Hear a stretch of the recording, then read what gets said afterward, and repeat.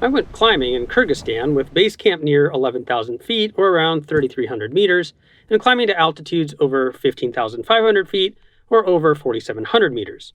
How did I get my body ready for the thinner air?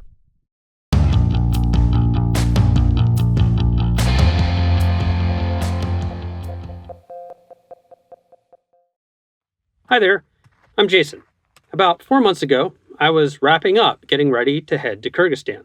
I was a month away from finishing a 6-month fitness program. I was finalizing my gear list. I was packing food.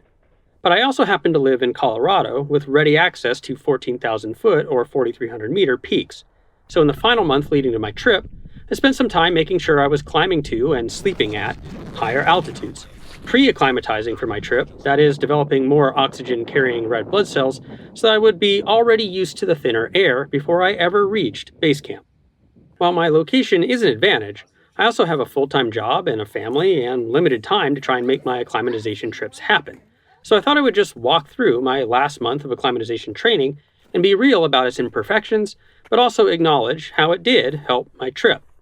We did a previous video that was more on the science of acclimatization, such as the physiology, along with dangers of poor acclimatization.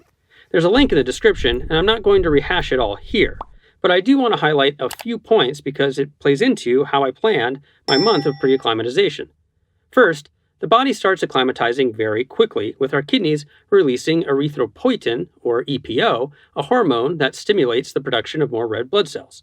In just a few hours of altitude, EPO production starts to increase. Longer durations at altitude mean larger changes in EPO levels. Second, EPO production reduces back to baseline quickly, but not as quickly. 24 hours at altitude will see EPO releases back to pre-altitude levels in about 3 days. Third, our cellular response to altitude happens more fully when we repeatedly go back to higher altitudes.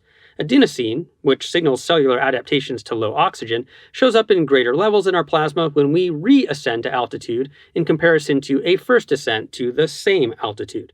And fourth, our red blood cells live for about 120 days. So when we produce more red blood cells at altitude, those cells stick around.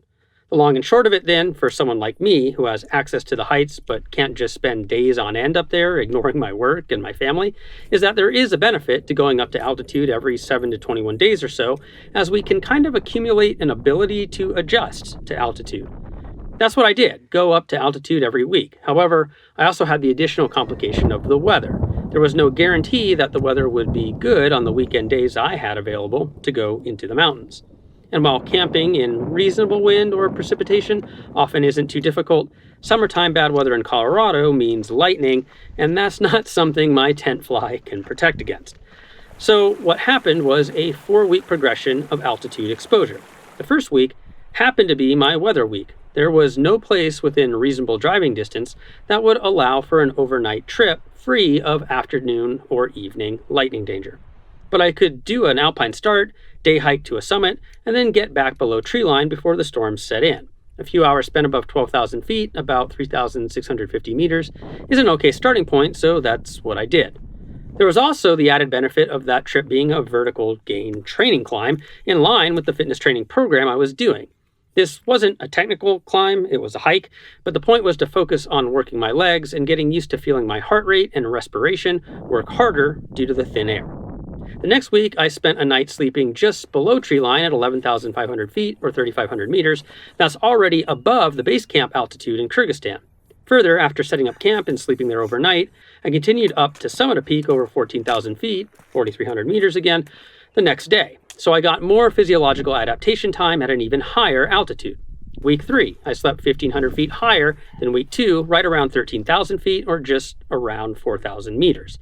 Now I'm sleeping well above my expected sleeping altitudes on the trip. Again, I needed stable weather as far as lightning danger goes because I was going to be exposed no matter where I set camp.